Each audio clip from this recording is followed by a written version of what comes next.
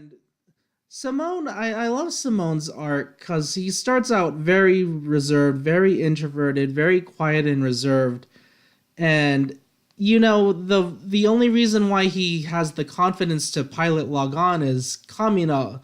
I'll quote, if you don't believe in yourself, believe in the me that believes in you. And that's kind of the mantra of the whole series is believing in yourself, believing in that fighting spirit. And he constantly tells Simone that your drill is the one that will pierce the heavens. It's the one that, and I think it's such a neat spoiler and a foreshadowing is that Kamina's not going to be the one leading. It's Simone's drill. It's Simone that will be leading the charge later on in the series. So after 6, 7 episodes, I'd definitely say episode 2 for me, I was in love with Kamina. And it was just really fun, silly adventures. You meet, they actually meet a man named Keaton and his 3 sisters, and they join the rebellion against the Beastmen.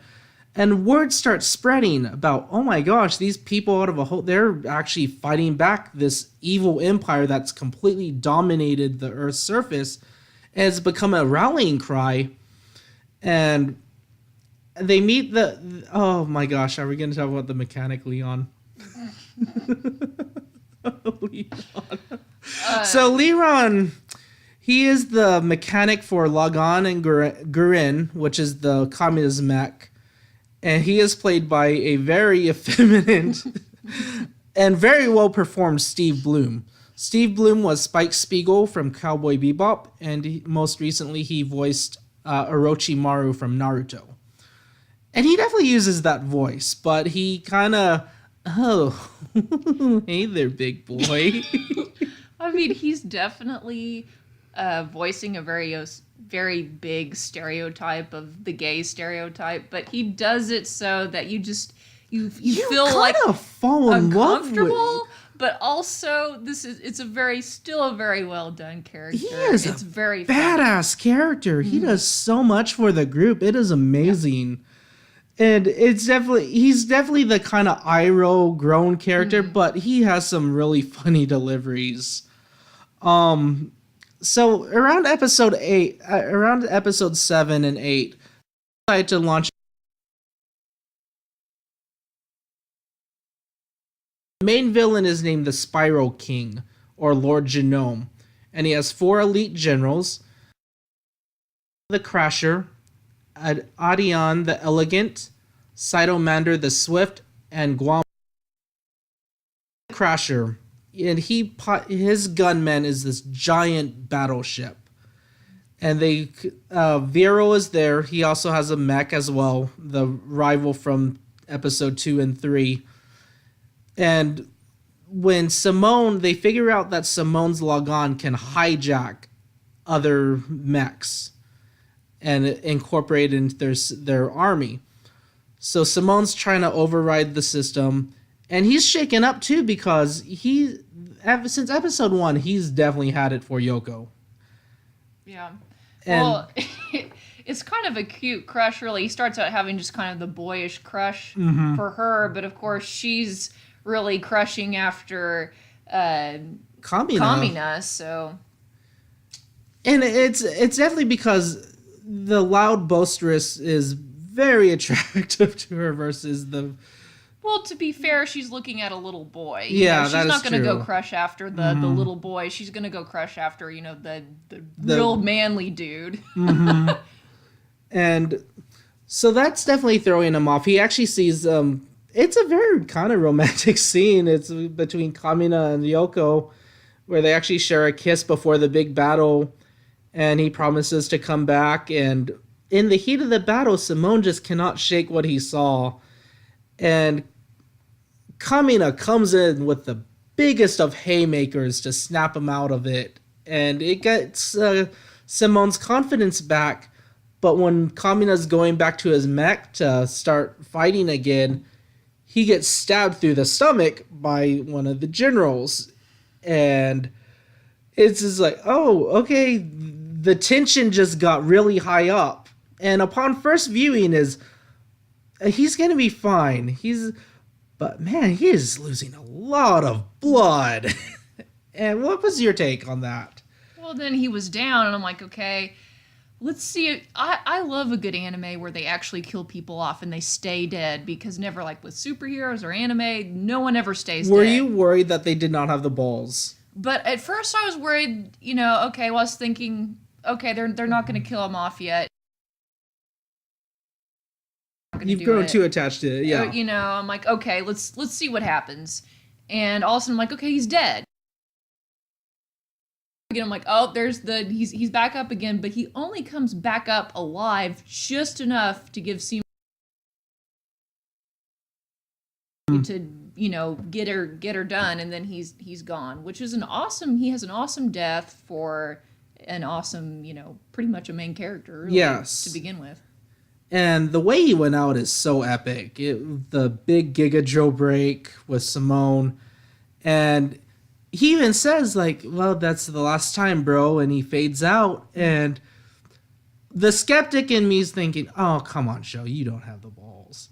And the last frame is he is bled out in the cockpit. They show the body, and the most somber raining scene, the clouds are dark, everyone is crying, and the next two episodes, the actor whose voices Simone, his name is Yuri Lowenthal. You definitely know him from Sasuke Uchiha from Naruto.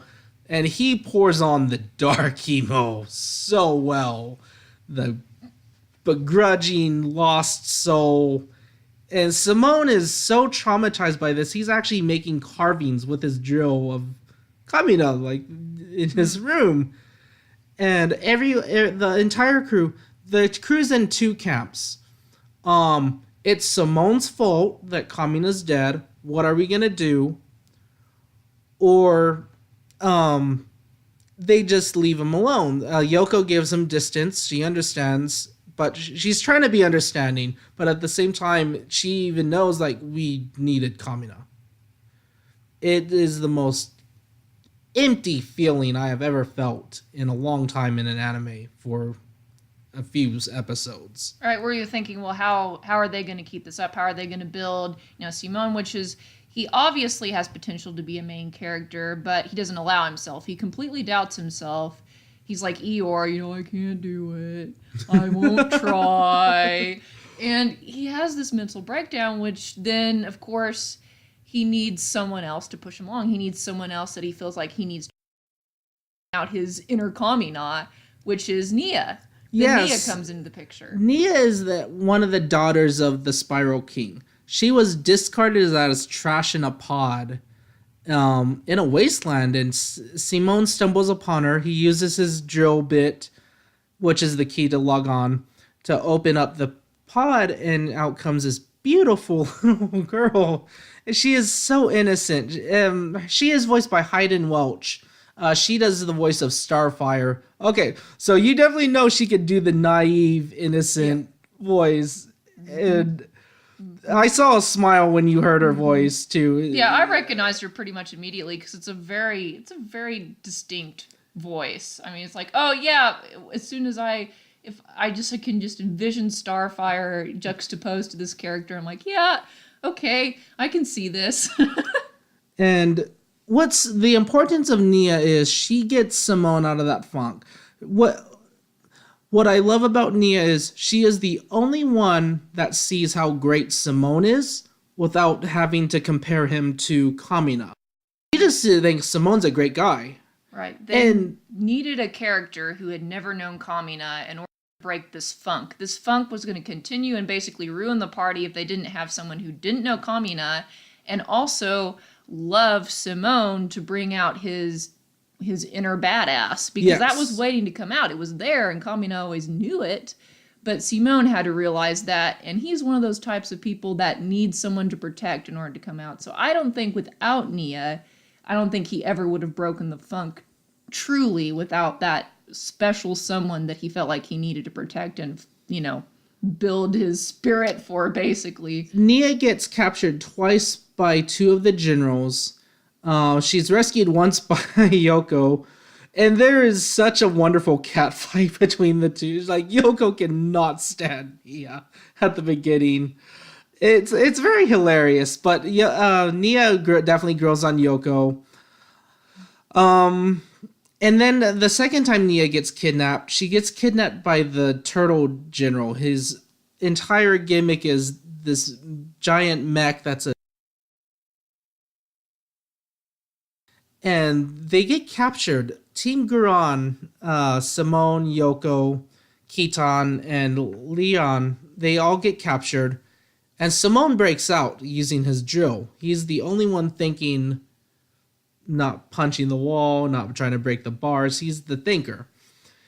And he gets to Lagann, and I think it's the most adorable rescue because he comes up from the bottom of the thing, opens up the hatch to Lagann, and Nia like shoves over the general and hops in. It's so adorable. I don't know. It just melts my heart because it's like, yeah, Simone's happy again.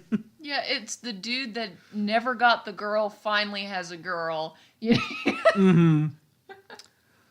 So after that, taking out the Turtle General, they fight the Air Force. I do love that the Spiral King had branches of his military. He had ground troops, he had specialized ground troops, he had an Air Force, and he definitely had a Marine Corps with the underwater gunmen. So they fight the aerial gunmen, they defeat him, and Nia again. And this whole time, too, what's very interesting with Viral, the Kamina's rival, is he's thought for this entire time, the other two conflicts against Gurren Lagann, he was fighting Kamina as well. And he's so flabbergasted that Simone's... He's very impressed that Simone is able to fight him. Simone was kind of just not even a waste of his time at the very beginning of the series. And there's a definitely mutual respect. Yoko does get captured, and Vero actually forfeits the fight because it's dishonorable, because the Air Force general has Yoko. He's like, hey, go ahead and finish him off. He's just a kid. I have the girl. And Vero's like, sorry, General, I can't do that. And it's funny because Vero definitely wants to kill the human. He is pretty evil. He's your likable villain. He's your likable villain. Because he definitely has his standards or his moral compass. Yeah, he does have a moral, yes. Goes around because he feels like humans will destroy his race, so it's like mutual. You understand where he's coming from because he's like, I've got to protect the Beastmen because they're not going to have anything if we just let the humans take over. So they finally fight Lord Genome, and it's definitely, what was it, 2 episodes? It just, imagine a rubber band just being twisted and twisted and twisted for 3 straight episodes. The tension is really tight. Finally get to Lord Genome, and he hops in his own Lagann mech, his own gunman, and the fight is really intense. The Gurren Lagann just gets its ass handed to it. I mean, you just suspect that because, Lord Genome's like, I haven't had such good exercise in so many years. He gets all pumped up and you're like, oh crap. And this is going to get real. Yes. And they finally overcome Lord Genome. Simone does find his inner strength. And what is so impressive, and I kept telling Veronica, is I have never seen a dead character in a series do so much stuff beyond his death. And I'm talking about Kamina. Kamina literally inspired mankind to pick up the spear against the gunmen and the beastmen and hijack other gunmen and for the cause. So after Lord Genome, it was about episode, I think 19, 18. It's like, this is a perfect place to end. This is great. And I was like, oh no, this is a time skip, Veronica. Mm-hmm. And what's really neat about the openings, if you watch the series, the openings change due to events. When Kamina's still alive, the opening animation sequences a certain way. When Kamina is dead after episode 8, well, he disappears from the opening sequence, and they introduce Nia into the sequence. So there is a 10-year time skip in Gurren Lagann after they defeated Lord Genome. Mankind has completely flourished and built up the society. We were talking about. Yeah, in 7 years. It only took 7 years to happen, which they explained it because originally I was thinking, God, this is fast. Why are they building up the city only in 7 years? Well, it was explained that spiral power, you know, made mankind basically evolve a whole lot faster than it would, normally in our reality. Let's take a minute and talk about spiral power. Spiral power is it's very symbolic to the fighting spirit. It's definitely that drive to be better. And it's your key. It's kind of, it's your chi. Yeah. And I even beyond that too, I think it's just that human ingenuity to be better than you were the second before. Little by little, like a drill, you're gonna exceed where you were the day before. I think that's a very neat take on it too, like animifying the human drive for progress. But yeah, the city it almost looks like Coruscant. I mean, my gosh. You go from this dust-ridden, crater-filled, empty, barren wasteland, and there's a capital city. And it's really funny because there's a statue of Kamina that always cracks me up. And Simone looks at it like, I don't know, would bro improve it? It's like, oh, absolutely. Oh, yeah. It probably would have been bigger with the cape. Yes, with the cape. And the sword would have been sculpted along with it, too. So during that time skip, Yoko kind of F's off. Because she's not a politician. She doesn't want power. The character in the bikini does not want attention. Yeah, well, what's also kind of cool about her is that she was so affected by Kamina's death that after, she knew she had to fight to get everything done. But once everything calmed down, she's like, that was my one guy that I liked. I want to be a teacher. I want to find meaning in my life again. I want to still live for other people. I'm not a politician. I don't want to be in the limelight. So she kind of bows out, which I think is really cool that the bikini character really has a very conservative, good-hearted heart that just wants to educate kids, wants to do her own thing. And I'm like, yeah, this is cool. She actually becomes a teacher, fully clothed too. It just blows my mind. There's a swimsuit episode before the time skip. All the guys are thinking, man, if she wears that in battle, what's she gonna wear in a swimwear? And it's like, oh, what the heck? There's more skin covered. What's going on? But they're all oogling Nia. Because how cute Nia is really cute. She's this pure innocent essence. I need to talk about Rosyu.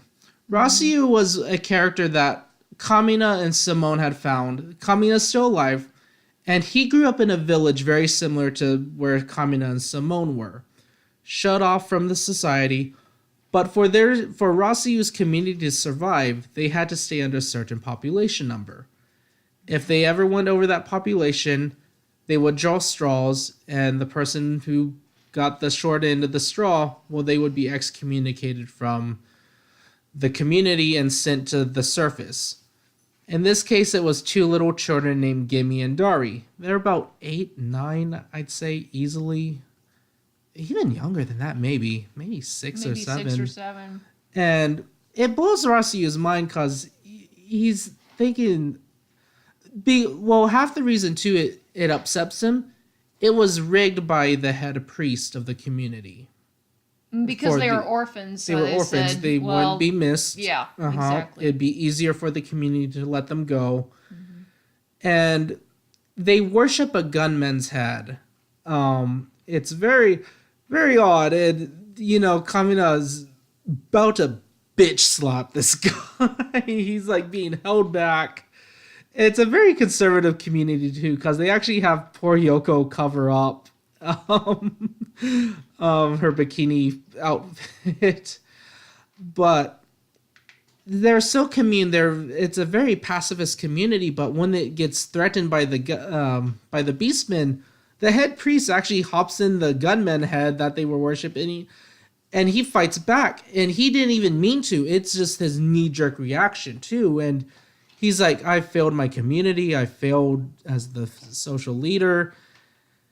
And Rossiu, he sees the flaws in Ponxis, and he decides, I'm gonna travel the world, I'm gonna educate myself. There's more to he really falls in the mantra of Kamina, like there has got to be more in life than this. Right. Well, it was the series. I only have one negative about the series, which is definitely the creators did not care for organized religion. I mean, it was definitely a slap in the face of organized religion. I mean, obviously, this priest hid behind his power. His holy book, we find out later at the last episode, was all made up. He couldn't even read it. He just hid behind religion to, try to at least to further his cause and to keep power and to... One of the themes I want to get into is, and we'll get into our closing thoughts, is there is a lot of the greater good in this series. Like, for the best of mankind, we need to do X, Y, and Z. Oh, it sucks, but it's just got to be that way. Right. And control is a really big thing in the series.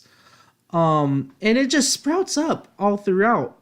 So I meant to bring up Rossiu in the back because he plays a very important part in the time skip.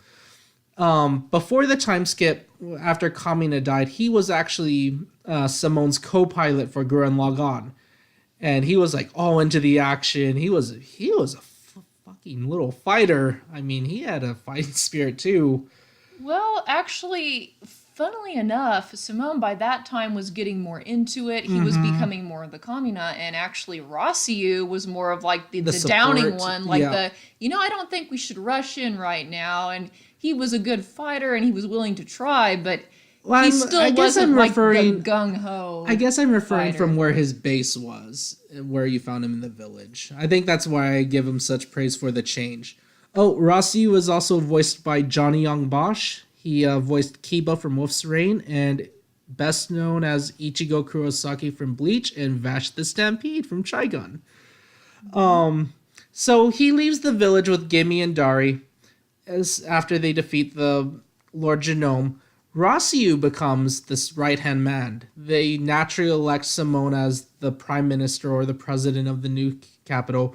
It cracks me up because Simone is very much like Hokage Naruto. It's just like, oh, I want to go do that. I want to go pilot I want to pilot Lagann. I want to be on the front lines, or I want to go out with the Jonins on missions. And Rossi's like, oh, sir, you cannot do that. It would cause panic among the people if they saw you out there. And Gimme and Dari, I think they are absolutely adorable. The one thing I love about this show is there's a lot of characters no one's really ever forgotten. Everyone kind of, even the most minor of characters, from Liron, there's a mechanic that they meet, and she's married to this older gentleman who pilots like a samurai mech. And she is like the head engineer of Gurren Lagann in the time skip too. Like even Gimme and Dari too. They're actually pilots in the Beastmen force now. They pilot mechs now. They're about 16, 17, around that age now. So after the time skip, after 7 years of peace, they get attacked by this mysterious force out of nowhere. Nia gets brainwashed, and she's the envoy to declare war on the Spyro Nation. And when Simone sees this, he just naturally hops into Lagann. He sees that his troops are ineffective against these things, and he uses the old technology of the drill power, completely destroys this new machine. However, when the machine gets destroyed, it spreads out all these squares that explode on contact. And it's so upsetting too, because it's very Spider-Man like, hey guys, I put out a fire, but look at the collateral damage, jackass. And it's like, you little ingrate, seriously?